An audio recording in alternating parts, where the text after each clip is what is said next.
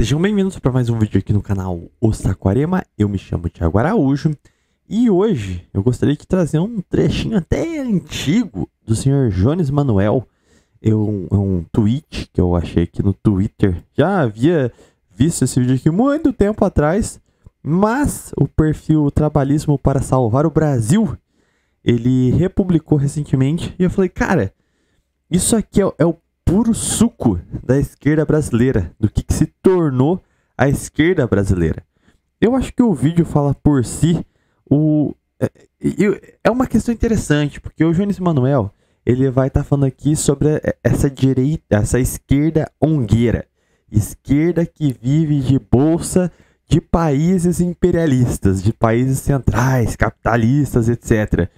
E é a única pessoa de esquerda que eu vi tendo coragem, a audácia de comentar sobre isso, porque é o flanco aberto mais sensível das esquerdas. O fato que grande parte dos movimentos sociais, para não dizer em sua totalidade, as suas formas de atuação, serem literalmente financiadas por banqueiros londrinos, ONGs nórdicas, centros financeiros dos Estados Unidos. E aí, Marquinho? Como que você vai conciliar o discurso e a estética comunista de luta contra o grande capital, se literalmente a esquerda brasileira participa dos as principais entidades não governamentais contra o país em favor dos interesses imperialistas? Porque acredite se quiser, a esquerda já teve a tônica aqui no país de ser uma força nacionalista. Após os idos da era Vargas e aquele período de convergência meio simbiótica entre trabalhismo e o democratismo, a direita acaba indo para o ramo cada vez mais liberal. A direita liberal começa a assumir a face da direita brasileira, enquanto a esquerda ela se posicionava como nacionalista, porque ela iria lutar contra as interferências norte-americanas aqui no Brasil. Talvez o maior símbolo disso seja o próprio Brizola. Onde está a CIA no Brasil? Onde está a CIA no Brasil? E eu te pergunto, não só onde está a CIA no Brasil, mas como será que figuras que detinham esse nacionalismo mesmo na esquerda veriam as figuras de esquerda hoje, a qual não tem qualquer comprometimento com o nacionalismo e não só defendem pautas utópicas, como a sua praxis, a sua ação política de fato é auxiliar as nações imperialistas, criando uma falsa oposição. A gente já vai comentar um pouco mais sobre isso, só que para a gente começar, vamos assistir o videozinho aqui. Porque veja, hoje, por exemplo, no Brasil, é muito difícil você achar um movimento social que não tenha algum financiamento, de alguma forma, da Ford Foundation, do Instituto Rockefeller. Ó, ele que tá falando, hein? Eu não tô falando nada. Bom, se até eles estão admitindo a boca aberta, então quem sou eu? De uma ONG dos Estados Unidos e por aí vai. Isso significa que é todo mundo agente da CIA, comprado pelo imperialismo, tá ligado pelo imperialismo? Não.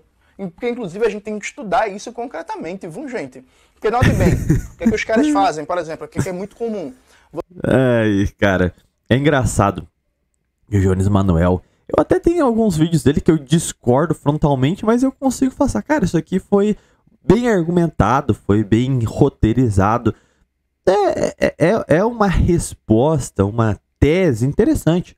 Alguns vídeos, principalmente voltados à historiografia do Jones Manuel, tirando o engodo que é puramente propaganda comunista, às vezes até tira algum proveito, mesmo não concordando com o mesmo. Mas aqui é muito flagrante a tentativa dele desesperada de tentar, de alguma forma, justificar o injustificável. Porque, assim, a função primária da ONG é justamente você criar essas entidades que são delegações, mas não são oficialmente partes de um governo agindo sobre uma periferia.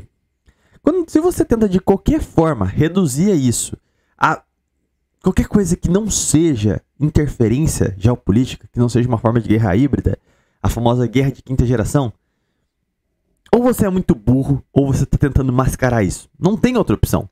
Não sei se o Jones Manuel ganha aí alguns dólares de alguma dessas instituições para tentar fazer esse malabarismo todo.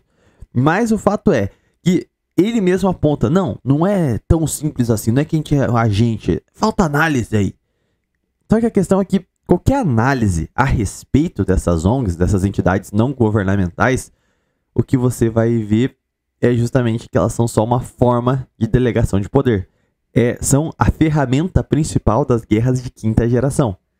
Isso é, elas servem para você agitar e causar instabilidade em países terceiros sem que o Estado precise, o Estado agressor no caso, precise assumir a autoria dessa influência direta interna em países terceiros.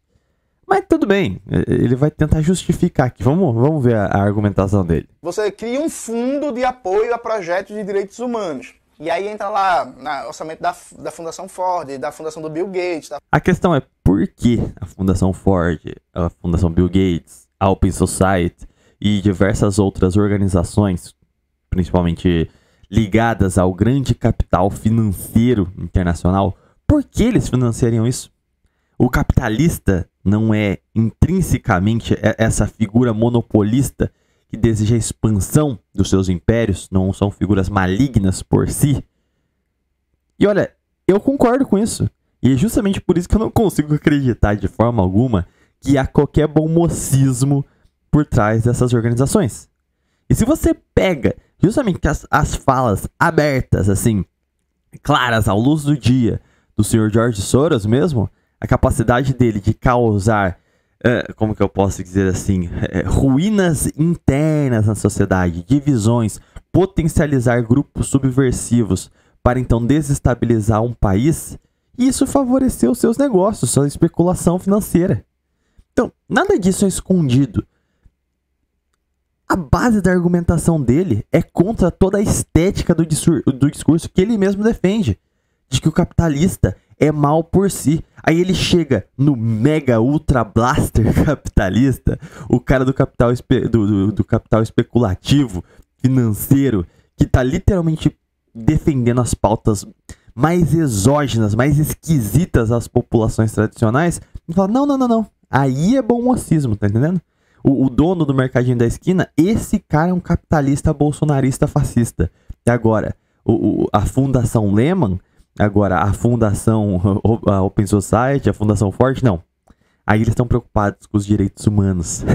Da Fundação do Mark Zuckerberg, não sei o quê. Aí se abre um edital. E aí você tem várias ONGs, vários grupos que se inscrevem nesse edital para captar recursos. Isso é uma forma de manter a hegemonia, dado que no edital você delimita bem que tipo de projeto você vai apoiar e, via de regra, são projetos numa visão democratista, liberal burguesa, numa visão no máximo progressista, de apoio aos direitos humanos e por aí vai. E aí é o que tem dinheiro, é o que vai crescer, é o que vai dar emprego pra gente. Massa, tudo isso é verdade. Só que, veja, não é porque a pessoa é de um movimento social e que captou recursos num fundo que tem dinheiro da Fundação Ford, da Fundação do Bill Gates, que ela está legada pelos Estados Unidos. Então, cara, você mesmo disse, é uma forma de manutenção da hegemonia. A começar pelas pautas defendidas.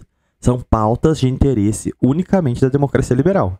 A forma de perpetuação do capital nesse sentido, atenção, eu não sou necessariamente anticapitalista e não sou comunista, deixando isso aqui bem claro. Mas o grande fato é que se a gente tem alguma coisa em teoria em comum, era justamente o combate dessa concentração do capital e a sua desregulamentação total, que descamba nesses monopólios gigantescos, esses cartéis e esses senhores do mundo que são muito mais despóticos que o pior dos 6 absolutistas. A questão aqui ele mesmo admite, a partir do momento que essas ONGs elas nascem para defender os pilares da sociedade aberta, da democracia liberal, é justamente a manutenção do poder destes caras mesmos. Enquanto você estiver defendendo uma sociedade cosmopolita, universal, com princípios iluministas, você vai sempre acabar financiando esses mesmos caras. Não faz sentido. A luta é por hegemonia. E tá correto. Só que não é a hegemonia da esquerda que esse cara pertence. Que pra mim também não é de tudo ruim. Eu também não quero ver no mundo de hegemonia esquerdista. Mas mesmo usando a própria lógica dele, o argumento não se sustenta. A principal questão, talvez você, amigo, que possa ser um boomer aí perdido no processo, é entender o porquê o capital manobra as esquerdas. Parece algo meio estranho, uma vez que, em teoria, o comunista seria totalmente, radicalmente anti o capital. Nas suas retóricas, nas suas falas de efeito, na sua estética, eles tentam gritar isso. A grande questão é que você precisa cooptar esses caras. Faz sentido o grande capital financiar unicamente o lado liberal da força, o lado liberal, conservador, ou qualquer lado que seja menos radical? Eu acho que não. Porque esses caras já estão defendendo a janela de Overton. Eles já estão ali dentro e estão de acordo com o establishment. Você tem que financiar para eles continuarem ali, mas não há que se despender grandes esforços, porque esses caras voluntariamente já estão chancelando o domínio dessas elites internacionais. Agora, uma falsa oposição é muito interessante. E isso acontece com duas frentes. Uma suposta extrema-direita e uma suposta radical esquerda. A esquerda é importante você cooptar, porque o jovem, quando ele está perdido e está buscando a sua identidade e ser rebelde contra tudo, onde que ele vai encontrar ali a estética do antissistema? Vai estar no anticapitalismo. Aí ele vai lá na Soberana, vai ver eles falando de comunismo, eles tudo meio desmunhecado assim, meio que igual a todo jovem de apartamento. Vai rolar essa identificação e ele vai acreditar que ele é antissistema. Mesmo que os principais expoentes dessa esquerda sejam todos vendidos ao capital financeiro. Na prática, é um comunismo puramente estético, de fetichismo. Mas na prática, não é nada disso. Na prática, eles estão passando pano para a ONG.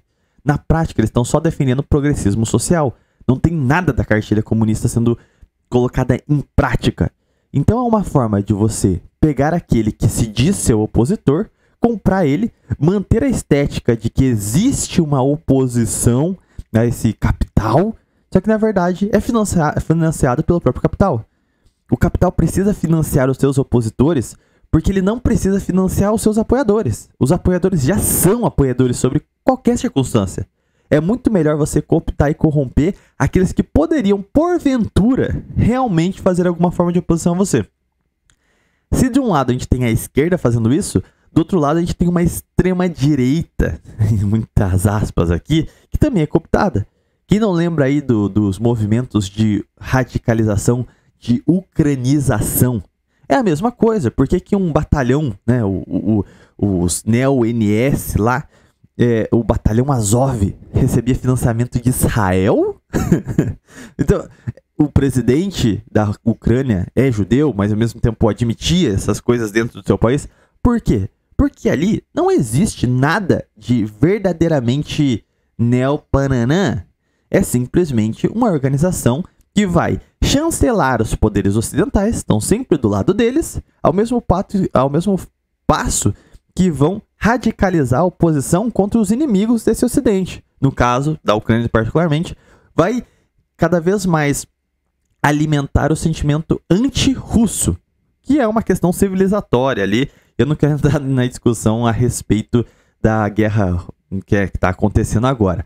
Mas o fato deveras interessante é observar como o capital financeiro internacional financia os seus opositores para que eles pareçam seus opositores, esvaziando suas ideologias. Na prática fica lá a estética de movimento de extrema direita ou de extrema esquerda, mas na prática não há combatividade nenhuma. É o principal inimigo dessas duas vertentes, que é o capital financeiro internacional. Historicamente, ambos os movimentos, em teoria, lutaram contra esse capital. Tudo bem que quando você começa a olhar para a história da Alemanha e a história da União Soviética, não foi bem assim. Talvez tenha sido um grande golpe histórico. Mas a congruência do argumento de você se dizer contra o capital e ao mesmo tempo aceitar a sua mesadinha não se sustenta. Não, isso é uma forma preguiçosa de analisar as coisas, percebe? E não faz uma diferenciação. Preguiçosa de analisar as coisas, qual que é a forma não preguiçosa? Fala assim, não, beleza, vai lá pegar o dinheirinho do seu patrão mega capitalista que provavelmente está escravizando gente na Ásia. Entre quem atua diretamente para o governo dos Estados Unidos e quem está na malha de aparelhos de hegemonia ligados aos interesses do imperialismo, mas não significa necessariamente que a pessoa é um soldado do Tá entendendo? Tipo assim, não, tudo bem. A esquerda aqui, ela está na malha de manutenção da hegemonia das doutrinas que chancelam o poder da sociedade aberta, essa sociedade ocidental, cosmopolita, universal. Mas isso não significa que a gente é um agente da CIA. Ah, tá. Então tudo bem cooperar com os interesses do imperialismo. Só não pode ser literalmente um membro do aparato de Estado destes grupos. Essa é a lógica. Só que aí vem a questão. Eles são, sim, equivalentes a um funcionário público de um Estado imperialista. Porque a lógica de uma ONG não é justamente você ser não governamental, você ter literalmente um exército privado para fazer desmantelar as ideias de soberania nacional em detrimento a perca dessa soberania, favorecer o florescimento de lutas internas no país, fragmentando as populações, justamente para facilitar o domínio do capital estrangeiro, com pautas exógenas, genéricas e globais, porque são direitos universais, a causa da negritude, a causa do homossexual, a causa da mulher, e aí as culturas nacionais vão sendo só suplantadas por esse discurso. A grande questão é, tudo isso é tocado por mãos privadas. Então, se você está recebendo dinheiro dessa gente, você é um soldado privado deles. Mesmo que não tenha um vínculo empregatício formal, e às vezes até tem, né? Essa é a parte mais bizarra. Você é sim um soldado do imperialismo, porque você está rezando a cartilha deles e está espalhando o evangelho globalista para o seu país. É sim concordar e agir ativamente. É você vestir o casaquinho da SS, você vestir o casaquinho... você literalmente colocar a fardinha e a abraçadeira do globalismo, filho. Seria mais digno falar assim, ó, eu sou um fudido, eu tô pobre, recebi dinheiro pra vender minha pátria, mas porque eu tô passando necessidade. Seria mais digno.